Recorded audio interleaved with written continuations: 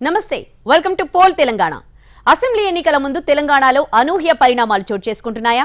మాజీ ఎంపీ కోమటిరెడ్డి రాజగోపాల్ రెడ్డి కాంగ్రెస్ లో చేరితే రాజకీయాలు మారిపోనున్నాయా? ఎన్నికల ముందు గుడ్ బై చెప్పడం బీజేపీకి ఇబ్బందికరంగా మారుతోందా? ఆయన దారిలోని పయనించేందుకు మరికొందరు నేతలు సమాలోచనలు జరుపుతున్నారా? తెలంగాణ రాజకీయాల్లో ఊహించని ట్విస్టులు. బీజేపీకి మాజీ MP Rajagopal Reddy good bye. కమలం పార్టీకి మరికొందరు షాక్ ఇస్తారా? తెలంగాణ అసెంబ్లీ ఎన్నికలు సమీపిస్తున్న కొద్దీ రాజకీయాలు వేగంగా మారిపోతున్నాయి. కీలక నేతలు ఉన్న పార్టీలకు రామ్ చెప్పిస్తున్నారు. తాము గతంలో పనిచేసిన పార్టీ కండువాలు కప్పుకునేందుకు రెడీ అయిపోతున్నారు. మొన్నటిదాకా తెర వెనుక పెద్దగా హడావిడి చేయని నేతలు అనూహ్యంగా రేసులోకి దూసుకొస్తున్నారు. నోటిఫికేషన్ విడుదలకు ముందే కీలక పరిణామాలు చోటు చేసుకుంటూ ఉండడంతో తెలంగాణ రాజకీయాలు రక్తి కడుతున్నాయి. ఎన్నికల్లో గెలుపే లక్ష్యంగా సీనియర్స్ వ్యూహాత్మకంగా అడుగులు వేస్తున్నారు. కాంగ్రెస్ పార్టీకి తెలంగాణలో ఊపు ఉందన్న అంచనాలతో ఒక్కొక్కరుగా ఆ పార్టీ కండువాలు కప్పేసుకుంటున్నారు. సీటు హామీ తీసుకున్న తర్వాత పార్టీలో చేరుతున్నారు. గతంలో కాంగ్రెస్ లో ఉండి తర్వాత కమల తీర్థం పుచ్చుకున్న కోమటిరెడ్డి రాజగోపాల్ రెడ్డి మరోసారి సొంత గూటికి చేరుతున్నారు. రాహుల్ సమక్షంలో మరోసారి 3 రంగుల కండువా కప్పుకోనున్నారు. కాంగ్రెస్ పార్టీ ద్వారానే మనము టీఆర్ఎస్ ని గద్దె దింపొచ్చు అనే ఒక ఆలోచన బలంగా ఉన్నది. బలమైన గాలి వీస్తుంది కాంగ్రెస్ కు. మీలాంటి వ్యక్తులు మీ ఆశయం కోసం, ఏ ఆశయం కోసం అయితే మీరు బీజేపీలో చేరినరో అక్కడ నెరవేరే పరిస్థితి లేదు.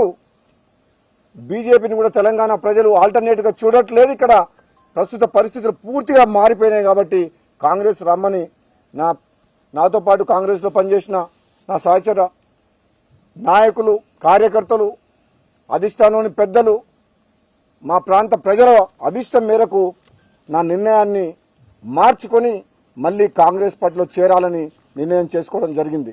మునుగోడు నియోజకవర్గం నుంచి బరిలోకి దిగాలని కోమటిరెడ్డి బ్రదర్ ఆలోచన. మునుగోడు అసెంబ్లీ ఎన్నికల్లో ఓటమి పాలయ్యాక బీజేపీ నిర్వహించే కార్యక్రమాల్లో ఆయన యాక్టివ్ గా ఉండటం లేదు. ప్రధాని మోదీ తెలంగాణ పర్యటనలకి కూడా దూరంగా ఉన్నారు. బీజేపీలో టికెట్ ఇస్తాం, అనౌన్స్ చేస్తామని చెప్పారు మునుగోడు గాని, ఎల్బీనగర్ గాని. నాకే కొంచెం మా నాయకులందరితో మాట్లాడితే ఇప్పుడున్న పరిస్థితులు రాజకీయంగా వేరే ఉన్నాయి. మీరు ఎల్బీ నగర్లో, మునుగోడులో మీరు గెలవచ్చు, కానీ ప్రజలందరూ కూడా కాంగ్రెస్ అంటుండ్రు. ఒకవేళ బీజేపీలో ఉంటే పోటీ చేయకండి. ఒకవేళ పోటీ చేయాలనుకుంటే మాత్రం ప్రజల అభిప్రాయం మేరకు, మెజార్టీ అభిప్రాయం ప్రకారం ఎన్ని సర్వేలు చేసినా అది కాంగ్రెస్ వైపే చూపిస్తున్నారు. కాబట్టి కాంగ్రెస్ ద్వారా పోటీ చేస్తే బాగుంటుందని చెప్తే నేను మా అధిష్టానానికి కూడా పార్టీలో కావాలంటే ఉంటా, బీజేపీలో నన్ను ఉంచండి, కానీ మీకు నేను పనికిరాను. కొంతకాలంగా రాజగోపాల్ రెడ్డి పార్టీ మారుతారంటూ ప్రచారం జరుగుతోంది. అన్న కోమటిరెడ్డి వెంకటరెడ్డి కూడా రాజగోపాల్ రెడ్డిని కాంగ్రెస్ లోకి తీసుకొచ్చేందుకు ప్రయత్నించారు. కమ్యూనిస్టులు మునుగోడు సీట్ ఇవ్వాలని పట్టుబట్టినప్పటికీ కాంగ్రెస్ హైకమాండ్ పెండింగ్ లో పెడుతూ వచ్చింది. రాజగోపాల్ రెడ్డి పార్టీలోకి వస్తారన్న నమ్మకంతోనే వామపక్షాలకి ఆ సీటు కేటాయించేందుకు ముందు నుంచి ససేమిరా అంటూ వస్తోంది కాంగ్రెస్. మునుగోడుతో పాటు గజ్వేల్లోనూ పోటీ చేసి సీఎం కేసీఆర్ ను ఢీకొడతాను అని రాజగోపాల్ రెడ్డి పార్టీ హైకమాండ్ ని కోరారు. కోమటిరెడ్డి రాజగోపాల్ రెడ్డి లాగే మరికొందరు బీజేపీలోని కీలక నేతలు కాంగ్రెస్ పార్టీలోకి వస్తారన్న ప్రచారం జోరుగా జరుగుతోంది. కమలం పార్టీలో అసంతృప్తిగా ఉన్న మాజీ ఎంపీలు రహస్యంగా సమావేశాలు పెట్టుకుంటున్నారు. వీరంతా మూకుమ్మడిగా కాషాయ పార్టీకి రాజీనామా చేసి హస్తం పార్టీలో చేరాలని భావించారు. అయితే కేంద్ర హోంమంత్రి అమిత్ షా నచ్చజెప్పడంతో తాత్కాలికంగా బ్రేక్ పడింది. అయినా బీజేపీలోని పలువురు నేతలు ఏ క్షణమైనా పార్టీ మారే అవకాశం ఉందన్నది పొలిటికల్ సర్కిల్స్ అంచనా. పార్టీ మారిపోయి టికెట్లు తెచ్చుకొని గెలిచేసి అసెంబ్లీలో అధ్యక్ష అని పిలవాలని కొందరు నేతలు భావిస్తున్నారు. పోలింగ్ ఎంతో దూరంలో లేదు. వారంలో నోటిఫికేషన్ వస్తుంది. ప్రచారానికి నెల రోజులు కూడా లేదు. ఈ మధ్యలో పండగ బ్రేక్ ఒకటి తగిలింది. ఇప్పుడిగా ఆగే సవ్వాలే లేదంటున్నాయి పార్టీలు. సమయం లేదు మిత్రమా అని కాలు దువ్వుతున్నాయి. కేసీఆర్ రోజుకి 3 సభలకు ప్లాన్ చేస్తే కాంగ్రెస్, బీజేపీ, ఢిల్లీ నేతలు ఇక్కడికి వచ్చేలా షెడ్యూల్ చేస్తున్నారు. తెలంగాణలో పొలిటికల్ టెంపరేచర్ పెరిగింది. నోటిఫికేషన్ దగ్గర పడింది. నవంబర్ 3న నోటిఫికేషన్ వస్తుంది. 10వ తేదీతో ముగుస్తుంది. తిప్పి కొడితే నెల రోజులు కూడా లేదు ప్రచారానికి. ఈ మధ్యలో బతుకమ్మ, దసరా ఒకటి తగిలింది. దాంతో ప్రచారానికి బ్రేక్ పడింది. ఒక్క బీఆర్ఎస్ మినహా ఏ పార్టీ కూడా పూర్తి స్థాయిలో టికెట్లను ప్రకటించలేదు. బీజేపీ, కాంగ్రెస్ తొలి విడతలో కన్ఫర్మ్ అయిన వాళ్లు మాత్రమే నియోజకవర్గాల్లో తిరుగుతున్నారు. టికెట్ ఆశిస్తున్న వారు, రేసులో ఉన్నవారు కొంత అయోమయంలో ఉన్నారు. ప్రచారం చెయ్యాలా వద్దా అనే విషయంలో ఆశావహులంతా తర్జన భర్జన పడుతున్నారు. ఆలోపు ఎందుకైనా మంచిది, తన బలాన్ని బలగాన్ని చూపించుకుంటే టికెట్ రావడానికి ఈ క్రౌడ్ ఎంతో కొంత సాయపడుతుందనే నమ్మకంతో ఉన్నారు. అందుకే టికెట్ ఖరారు కాకుండా తన వారితో నియోజకవర్గ ప్రజలతో టచ్లో ఉన్నారు. సామాజిక సమీకరణాలతో పాటు పలు కోణాల్లో ప్రచారం చేస్తున్నారు. ప్రత్యేకంగా రూపొందించుకున్న ప్రచార రథాలతో పాటు ఆయా గ్రామాల వారీగా ప్రచారం చేసుకుంటున్నారు. మరో వారం రోజుల్లో నామినేషన్ల పర్వం మొదలవుతుంది. పార్టీల్లోనూ పోటీదారుల విషయంలో ఆసక్తి నెలకొంది. అధికార పార్టీ నేతలంతా గడిచిన 2 నెలలుగా ప్రజల దగ్గరికి వెళ్తున్నారు. రకరకాల కార్యక్రమాలతో ప్రచారంలో బిజీగా ఉన్నారు. ఇప్పటికే వరుస సభలతో కేసీఆర్, కేటీఆర్, హరీష్ రావు హోరెత్తిస్తున్నారు. వరుసగా 4 రోజుల బహిరంగ సభల తర్వాత సీఎం కేసీఆర్ వారం రోజులు బ్రేక్ ఇచ్చారు. మళ్లీ ఈ నెల 26 నుంచి ముఖ్యమంత్రి సభలు స్టార్ట్ కాబోతున్నాయి. రోజుకి కనీసం 3 బహిరంగ సభల్లో పాల్గొనేలా షెడ్యూల్ ఖరారు చేశారు. ఇక కాంగ్రెస్ పార్టీ నుంచి తొలి జాబితాలో కన్ఫర్మ్ అయిన అభ్యర్థులు ప్రచార పర్వంలో తలమునకలయ్యారు. అగ్రనేత రాహుల్ గాంధీ ఇప్పటికే బస్సు యాత్ర చేశారు. కొన్ని చోట్ల సభలు, సమావేశాలు నిర్వహించారు. కార్నర్ మీటింగుల్లో పాల్గొన్నారు. సోనియా, రాహుల్, ప్రియాంక రాకతో ఆ పార్టీలో కొత్త ఉత్సాహం కనిపిస్తోంది. టికెట్ వచ్చిన నేతలంతా ప్రచారంలో మునిగిపోయారు. మలి విడత జాబితా ఈ వారంలో వస్తుందని, ఇందులో దాదాపుగా అన్ని స్థానాలకు ఎమ్మెల్యే అభ్యర్థులు ఖరారవుతారనే ఆశతో పార్టీ శ్రేణులు ఉన్నాయి. 2వ విడత కాంగ్రెస్ బస్సు యాత్ర ఈ నెల 28 నుంచి ప్రారంభం కానుంది. తొలి విడతలో బస్సు యాత్రకు మంచి రెస్పాన్స్ రావడంతో క్యాడర్లో మంచి హుషారు కనిపిస్తోంది. నామినేషన్ల అనంతరం కోదాడ, హుజూర్ నగర్, నల్గొండలో ఒకచోట రాహుల్ గాంధీ బహిరంగ సభలో పాల్గొనేలా కార్యాచరణ రూపొందిస్తున్నారు. బీజేపీ నుంచి కూడా ఫస్ట్ లిస్టు ఒకటే వచ్చింది.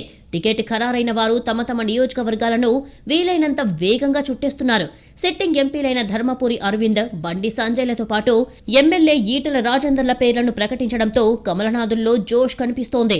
4 మహిళలకు టికెట్ ఇవ్వడం కూడా చర్చనీయాంశమైంది.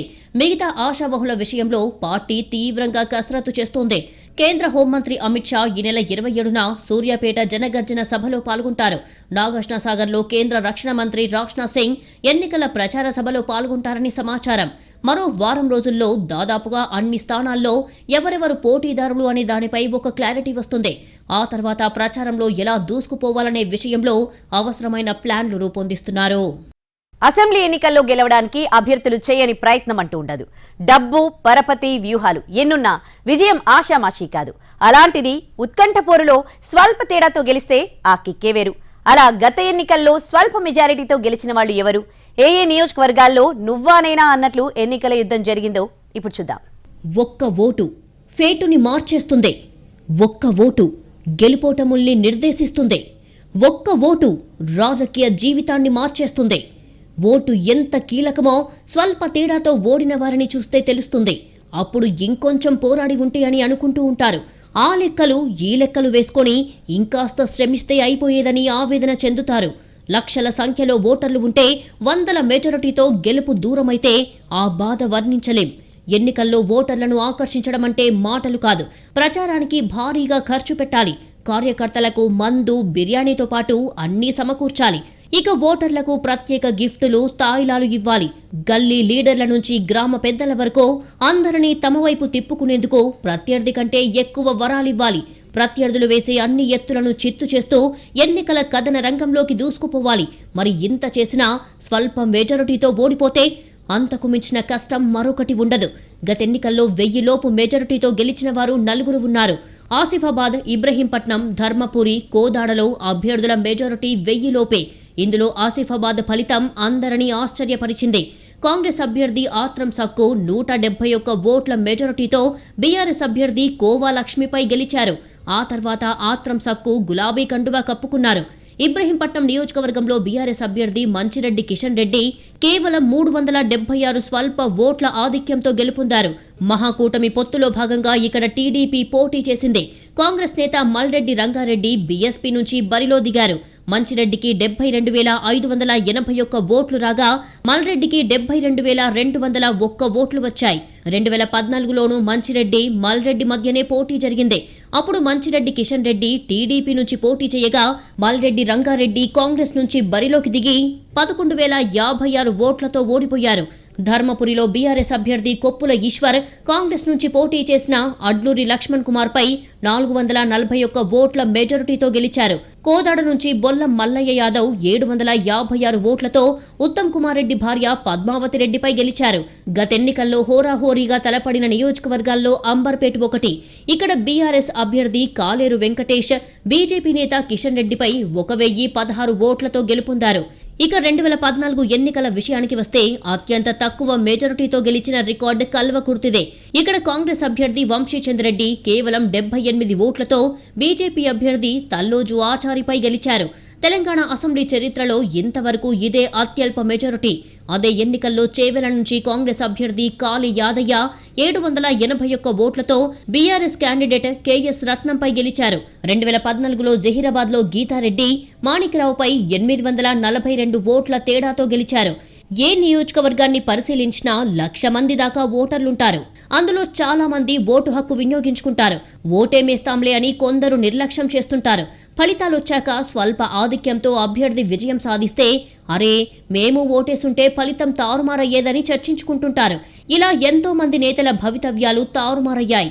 ఇటు అభ్యర్థులు, పార్టీలు కూడా గడిచిన ఎన్నికల్లో ఏ పోలింగ్ కేంద్రం పరిధిలో ఆధిక్యత తగ్గింది, ఏ కాలనీలో వెనుకబడి ఉన్నాం, మండల స్థాయిలో సామాజిక వర్గాల పయనం ఎటువైపు అని ఈ ఎన్నికల్లో వాటిని చక్కబెట్టుకోవాలని ప్రయత్నిస్తున్నాయి. పోలింగ్ కేంద్రాల వారీగా ఇప్పటికే పోల్ మేనేజ్మెంట్పై దృష్టి సారించాయి. గద్వాల ఆ పేరులోనే ఒక వైబ్రేషన్ ఉంది. ఆ పేరులోనే ఒక సెన్సేషన్ ఉంది. అక్కడి రాజకీయాల్లో పౌరుషం జన్మతహా అబ్బుతుంది. తమ్ముడే పాలిటిక్సే అన్న టైప్లో ఉంటుంది అక్కడి రాజకీయం. అన్నా తమ్ముడు, మామ అత్త లాంటి సెంటిమెంట్లే ఉండవు. గెలుపు ఓటములే ప్రధానం. యుద్ధమంతా ఒక కుటుంబం నుంచే. ఎవరు గెలిచినా ఎవరు ఓడినా గద్వాల బంగళా నుంచే వేరే వాళ్లకు ఛాన్స్ చాలా తక్కువ. కృష్ణమ్మ, తుంగభద్ర నదుల మధ్య నడిగడ్డగా అలరారే గద్వాల నియోజకవర్గానికి ఉన్న స్థానం ప్రత్యేకం. పౌరుషానికి మారుపేరు, కళలకు నిలయం, సాహిత్యానికి పెద్దపీట, చదువుకు నీడపట్టు. నిజాం రాజ్యంలో దక్షిణ తెలంగాణ ప్రాంతంలో ఉన్న గద్వాల సంస్థానానికి చరిత్ర పుటల్లో సుస్థిర స్థానం ఉంది. 1956లో నియోజకవర్గంగా ఏర్పడింది. అప్పట్నుంచి ఇప్పటి వరకు డీకే కుటుంబమే రాజకీయంగా పై చేయి సాధించింది. సత్యారెడ్డి నుంచి మొదలైన వీరి ప్రస్థానం అరుణ వరకు కొనసాగుతోంది. సమరసింహారెడ్డి, భరతసింహారెడ్డి, అరుణ గద్వాల ఎమ్మెల్యేలుగా గెలిచారు. ఆ బంగళా నుంచే వచ్చిన బండ్ల కృష్ణమోహన్ డీకే వారి మేనల్లుడే. గతెన్నికల్లో అత్త అల్లుల మధ్య హోరాహోరీగా పోరాటం జరిగింది. ఈసారి కూడా వాళ్ళిద్దరే ఢీ అంటే ఢీ అంటున్నారు. సంస్థానం అంతర్ధానమైన తర్వాత 1952లో ద్విసభ్య నియోజకవర్గంగా ఉన్న గద్వాలకు 14 సార్లు ఎన్నికలు జరిగాయి. తొలి ఎన్నికల్లో డీకే ఫ్యామిలీ ఎవ్వరూ పోటీ చేయలేదు. 1957లో డీకే సత్యారెడ్డి స్వతంత్ర అభ్యర్థిగా పోటీ చేసి పాగ పుల్లారెడ్డిపై గెలిచారు. 1962లో డీకే సత్యారెడ్డి తప్పుకొని సంస్థాన వారసుడిగా ఉన్న కృష్ణ రాంభూపాల్ను స్వతంత్ర అభ్యర్థిగా గెలిపించారు. 1967, 1972 ఎన్నికల్లో డీకే సత్యారెడ్డి ఓడిపోయారు. మళ్లీ 1978 ఎన్నికల్లో ఆయన గెలిచారు. 1980లో సత్యారెడ్డి మరణంతో ఉప ఎన్నిక జరిగింది. అప్పుడు ఆయన కుమారుడు సమరసింహారెడ్డి గెలిచారు. 1983లో కూడా సమరసింహారెడ్డి విజయం సాధించారు. 1985లో జరిగిన మధ్యంతర ఎన్నికల్లో సమర ఓడిపోయారు. ఆ ఎన్నికపై వివాదం రాజుకోగా రీకౌంటింగ్ జరిగింది. దాంతో సమరసింహారెడ్డిని ఎమ్మెల్యేగా ప్రకటిస్తూ న్యాయస్థానం తీర్పు వచ్చింది. 1989లో కూడా సమరసింహారెడ్డి గెలిచారు. 1994లో డీకే భరతసింహారెడ్డి ఇండిపెండెంట్గా తన అన్న సమరసింహారెడ్డిపై గెలిచారు. 1999లో తొలిసారిగా డీకే అరుణ ఇండిపెండెంట్గా పోటీ చేసి ఓడిపోయారు. తర్వాత ఆమె 2004లో టీడీపీ అభ్యర్థిపై గెలిచారు. 2009, 2014లో మేనల్లుడు బండ్ల కృష్ణమోహన్పై పోటీ చేసి విజయం సాధించారు. 2018 ఎన్నికల్లో గద్వాల వివాదం కోర్టుకు వెళ్లడంతో కృష్ణమోహన్ ఎన్నిక చెల్లదని న్యాయస్థానం తీర్పిచ్చింది. దాంతో టెక్నికల్గా గద్వాలకు 4సారి ఎమ్మెల్యే అయ్యారు డీకే అరుణ. సుదీర్ఘ రాజకీయంలో ఉన్న డీకే కుటుంబం నుంచి సత్యారెడ్డి 2 సార్లు ఎమ్మెల్యేగా ఎన్నికయ్యారు. డీకే సత్యారెడ్డి కుమారుడు సమరసింహారెడ్డి 4 సార్లు ఎమ్మెల్యే అయ్యారు. డీకే సత్యారెడ్డి మరో కుమారుడు భరతసింహారెడ్డి 1 సారి గెలిచారు. భరతసింహారెడ్డి భార్య డీకే అరుణ 3 సార్లు ఎమ్మెల్యేగా ఎలక్ట్ అయ్యారు. అన్నాదమ్ములు సమర, భరత మధ్య 1 సారి హోరాహోరీ పోటీ జరిగింది. డీకే అరుణ, మేనల్లుడు బండ్ల కృష్ణమోహన్ మధ్య టఫ్ ఫైట్ నడుస్తోంది. 2సారి అత్త మేనల్లుడి మధ్య ఎన్నికల సమరం జరగబోతోంది. గద్వాల ఎన్నికల్లో గెలిచిన వారు, ఓడిన వారంతా ఆ గూటి పక్షులే. డీకే సత్యారెడ్డి తర్వాత వచ్చిన డీకే సమరసింహారెడ్డి, డీకే భరతసింహారెడ్డి, డీకే అరుణ, బండ్ల కృష్ణమోహన్ వీరంతా డీకే బంగ్లా నుంచి వచ్చిన వారే. ఈసారి జరిగే అసెంబ్లీ ఎన్నికల్లో కూడా డీకే ఫ్యామిలీ నుంచి అరుణ, ఆమె అల్లుడు బండ్ల కృష్ణమోహన్ రెడ్డి మధ్య ప్రధాన పోటీ నెలకొంది. ఇన్నాళ్ళు ఓటు దెబ్బ ఒక్కటే ఉండేది, ఇప్పుడు నోటా దెబ్బ కూడా గట్టిగానే తగులుతోంది. ఎంత స్ట్రాంగ్గా అంటే జీవితకాలం ఎమ్మెల్యే అవ్వాలన్న కోరికను ఒక్క వేటుతో చంపేస్తోంది. నోటా వేసిన అలాంటి అరుదైన గాయాలను ఒకసారి చూద్దాం. ఏమో అనుకుంటాం కానీ నోటా వేటు మామూలుగా ఉండదు. అభ్యర్థులెవరూ నచ్చకుంటే ఓటర్కు చేతిలో పదునైన ఆయుధం నోటా. నన్ ఆఫ్ ద ఎబౌవ్ అనే బటన్ మీద ఒక్క నొక్కుడు నొక్కితే క్యాండిడేట్ తలరాత ఒక్కసారిగా మారిపోతుంది.